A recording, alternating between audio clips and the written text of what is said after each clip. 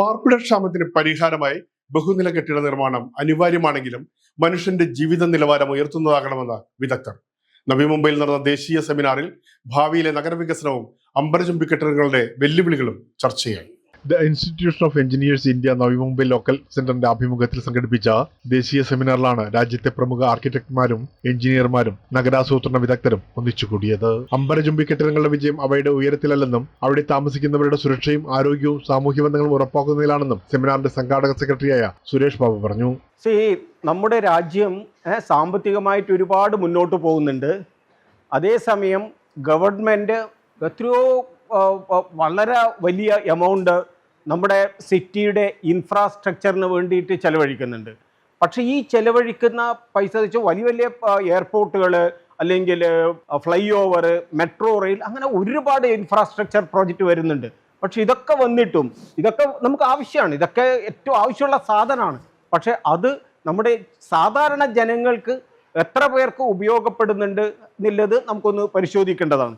എന്നാൽ ഇത്തരം കെട്ടിടങ്ങൾ സുരക്ഷ, സാമൂഹ്യ ഇടപെടൽ, പരിസ്ഥിതി സംരക്ഷണം, ജീവിത നിലവാരം എന്നിവയെ കേന്ദ്രീകരിച്ചായിരിക്കണമെന്നും സുരേഷ് ബാബു കൂട്ടിച്ചേർത്തു.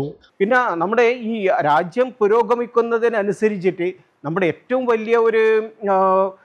വലിയൊരു ആവശ്യം എന്ന് പറഞ്ഞു കഴിഞ്ഞാൽ അഫോർഡബിൾ ആയിട്ടുള്ള ഹൗസിംഗ് ആണ്. അതായത് നമുക്ക് വീട്, ഇപ്പം ബോംബെൻ്റെ കാര്യം എടുത്തു കഴിഞ്ഞാൽ നമ്മുടെ 50% കൂടുതൽ ആൾക്കാർ സ്ലമ്മിലാണ് താമസിക്കുന്നത്. ഈ സ്ലമ്മിൽ താമസിക്കുന്നവർക്ക് ഒരു നല്ലൊരു വീട് വേണമെന്നുണ്ടെങ്കിൽ ബോംബെയിൽ സ്ലമ്മിൽ താമസിക്കുന്നവർക്ക് വേറെ പുറത്ത് പോയിട്ട് താമസിക്കാൻ പറ്റില്ല. അവരുടെ ജോലി ഇവിടെയാണ്, ഫാമിലി ഇവിടെയാണ്, സോഷ്യാലിറ്റി ഇവിടെയാണ്. അപ്പോൾ ഇവിടെ ഒരു വീട് വേണമെന്നുണ്ടെങ്കിൽ ഒരേ ഒരു സൊല്യൂഷൻ നമുക്ക് ഹൈ റൈസ് ബിൽഡിങ് ചെയ്യണം. നമ്മളെ വില്ലേജിലെ മാതിരി, ചെറിയ ടൗണിലെ മാതിരി 1 നില 2 നില 3 നിലയിലൊന്നും വീട് എടുത്തു കഴിഞ്ഞാൽ എല്ലാവർക്കും വീട് കൊടുക്കാൻ പറ്റില്ല. അപ്പോൾ ഇവിടെ നമുക്ക് വേണ്ടുന്നത് ഹൈ റൈസ് ബിൽഡിങ്സ് ആണ്. ഈ ഹൈ റൈസ് ബിൽഡിങ് ചെയ്യുമ്പോൾ അതിന് ഒരുപാട് ചാലഞ്ചുകളുണ്ട്. അവിടെ അതിൻ്റെ ഇൻഫ്രാസ്ട്രക്ചർ ചാലഞ്ച് ഉണ്ട്, അതുമാതിരി തന്നെ അതിൻ്റെ സ്ട്രക്ചറൽ ചാലഞ്ച് ഉണ്ട്, അതുപോലെ അതിൻ്റെ സർവീസസിൻ്റെ ചാലഞ്ച് ഉണ്ട്. ഒരുപാട് ചാലഞ്ചുകളുണ്ട്.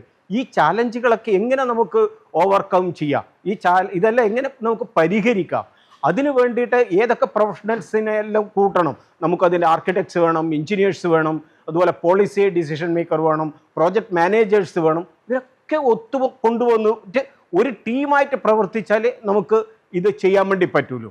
അപ്പോൾ അതിൻ്റെ സാധ്യതകൾ തേടിയിട്ടാണ് ഇന്നത്തെ സെമിനാർ ചെയ്തത്. സാങ്കേതിക പുരോഗതി, സുരക്ഷ, പരിസ്ഥിതി സംരക്ഷണം, ഗതാഗത സൗകര്യങ്ങൾ, സാമൂഹ്യ ഇടപെടലുകൾ എന്നിവ ഉൾപ്പെടെയുള്ള വിഷയങ്ങളാണ് സെമിനാറിൽ പ്രധാനമായും ചർച്ച ചെയ്തത്. മുംബൈയിലെ ജനസംഖ്യാ വർധനവും ഭവനക്ഷാമവും കണക്കിലെടുത്ത് ബഹുനില കെട്ടിട നിർമ്മാണം കാലഘട്ടത്തിന്റെ ആവശ്യമാണ്. എന്നാൽ മനുഷ്യ കേന്ദ്രീകൃതമായ സമീപനത്തിലൂടെ മാത്രമാണ് നഗരവികസനം വിജയകരമാകുമെന്ന് സെമിനാർ വിലയിരുത്തി.